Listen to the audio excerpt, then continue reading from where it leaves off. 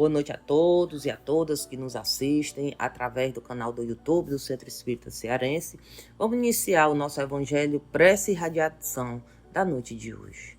Senhor Jesus, Mestre amado, neste momento em que nos reunimos em Teu nome, ó Pai, para o serviço do bem, da luz e da caridade, elevemos os nossos pensamentos ao alto, buscando em Ti a inspiração, a força e também a serenidade. Tu, ó Pai, que nos enviaste os discípulos de coração leve e mãos vazias, ensinando a confiança plena na providência divina, ajuda-nos também a caminharmos com fé, desapego e humildade, certos de que tudo nos será dado segundo as nossas necessidades e méritos. Ensina-nos, Senhor, a recolhermos os corações dignos pela caridade com que acolhem, pelo respeito com que escutam e pela paz que radiam. Que saibamos, ó Pai, semear o Teu Evangelho com bradura, sem impor, sem julgar, sem forçar consciências, como ensinastes quando dissestes: a ninguém fosseis a deixar sua crença, acolhei os que venham ter convosco e deixai tranquilos os que vos repelem. Nesta hora de luz, Senhor Jesus, queremos irradiar pensamentos de paz, de esperança e de cura, que as vibrações amorosas deste momento alcancem nossos lares, nossos entes queridos, nossos irmãos encarnados e desencarnados, especialmente aqueles que sofrem no corpo ou na alma, e que possam receber o bálsamo do consolo e a inspiração para recomeçar.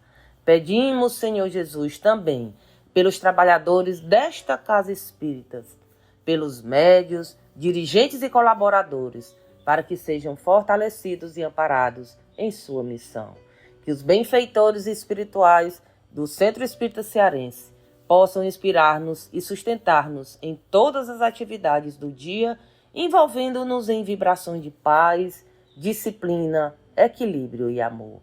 Senhor Jesus, que a Tua luz brilhe em nossos corações, para que também sejamos, onde estivermos, instrumentos da Tua vontade e da Tua paz, e que assim seja.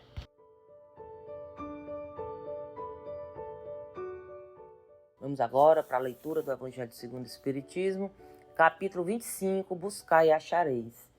Não vos afadigueis pela posse do ouro, item 11.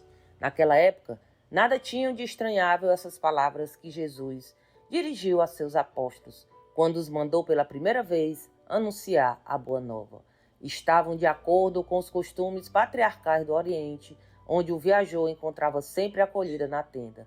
Mas, então, os viajantes eram raros. Entre os povos modernos, o desenvolvimento da circulação houve de criar costumes novos.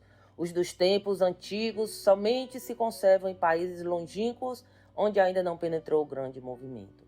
Se Jesus voltasse hoje, já não poderia dizer a seus apóstolos: ponde-vos a caminho sem provisões. A par do sentido próprio, essas palavras guardam um sentido moral muito profundo. Proferindo-as, ensinava Jesus a seus discípulos que confiassem na providência. Ademais, eles, nada tendo, não despertariam a cobiça nos que o recebessem. Era um meio de distinguir dos egoístas os caridosos. Por isso foi que lhes disse: procurai saber quem é digno de vos hospedar, ou quem é bastante humano para agasalhar o viajante, que não tem com que pagar, porquanto esses são dignos de escutar as vossas palavras. Pela caridade deles é que os reconhecereis. Quanto aos que não os quisessem receber nem ouvir, recomendou ele, porventura, aos apóstolos que os amaldiçoassem, que se lhes impusessem, que usassem de violência e de constrangimento para os converterem? Não. Mandou pura e simplesmente que se fossem embora à procura de pessoas de boa vontade. O mesmo diz hoje o Espiritismo aos seus adeptos: não violenteis nenhuma consciência a ninguém fosseis para que deixe a sua crença, a fim de adotar a vossa. Não anatemateis os que não pensam como vós. Acolhei os que venham ter convosco e deixai tranquilos os que vos repelem. Lembrai-vos das palavras do Cristo. Outrora o céu era tomado com violência, hoje o é pela brandura. Vamos agora para o comentário do nosso Evangelho.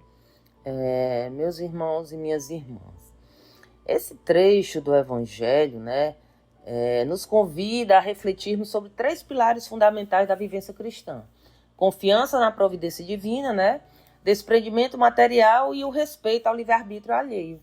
Então, Jesus, ao enviar seus discípulos para anunciar a boa nova, ele os orientou a irem de mãos vazias, sem preocupações com provisões ou com ouro.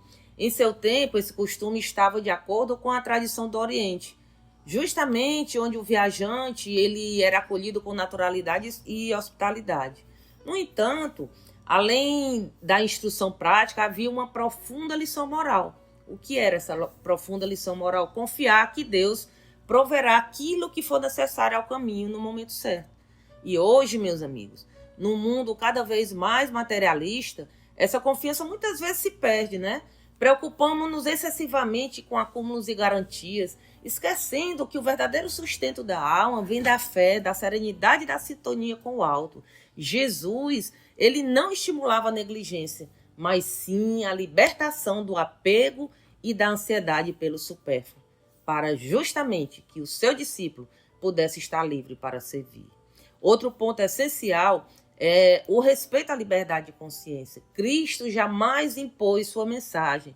Quando alguém se fechava à sua palavra, ele simplesmente seguia adiante, sem condenar e sem forçar. E o Espiritismo, como Cristo, ele também não se impõe. Ele convida, ele esclarece, acolhe os que buscam, mas nunca obriga e nem julga os que ainda não se afinam com seus ensinamentos.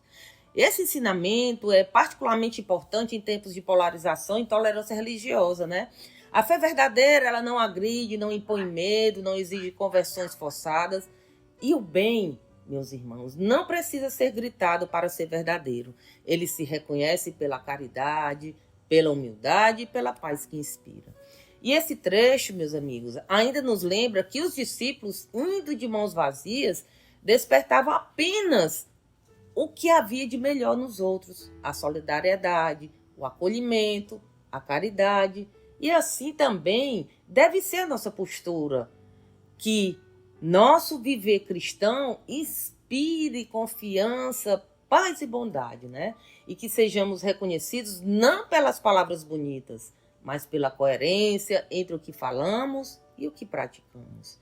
Em resumo, meus irmãos, o ensinamento deste pequeno trecho do Evangelho nos chama à prática do Evangelho com simplicidade, confiança, caridade e respeito. E nos lembra que, se buscarmos com sinceridade e coração aberto, acharemos não apenas o caminho certo, mas a própria presença de Deus em cada um de nós. Agora vamos para a nossa prece de fluidificação das águas. Senhor Jesus, divino médico das almas e dos corpos, nesse instante de fé e recolhimento, colocamos diante de Ti as águas do mundo inteiro, pedindo que Tua bondade infinita as transforme em remédio salutar para o corpo e para o espírito. Que os Teus mensageiros, espíritos benfeitores, possam nelas depositar os recursos de que necessitamos: o alívio das dores, o fortalecimento da alma, a renovação das forças, a serenidade diante das lutas. Assim como instruíste teus discípulos a caminharem com confiança, sem ouro nem provisões, queremos também, ó Pai, aprender a confiar mais em Ti, na assistência amorosa da providência que nunca falha. Que esta água que está ao nosso lado, que estão nos hospitais, em todos os lares, nos rios, nos açudes, enfim, as águas do mundo inteiro, sejam símbolos dessa confiança viva, o alimento que vem do alto para nos fortalecer nos caminhos da vida.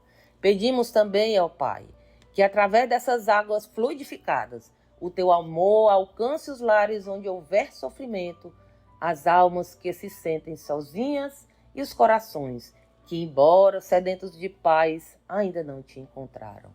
Que ao tomarmos destas águas, possamos renovar os nossos pensamentos, nossas emoções e nossas atitudes, para que, como os discípulos de outrora, sejamos reconhecidos pela caridade, pela humildade e pela brandura com que vivemos a tua mensagem. Gratos ao Ti, ó Pai, somos por tudo que recebemos, visível ou invisivelmente, e por podermos buscarmos e encontrarmos em Ti, ó Pai, o consolo e a luz de que tanto precisamos. Que assim seja.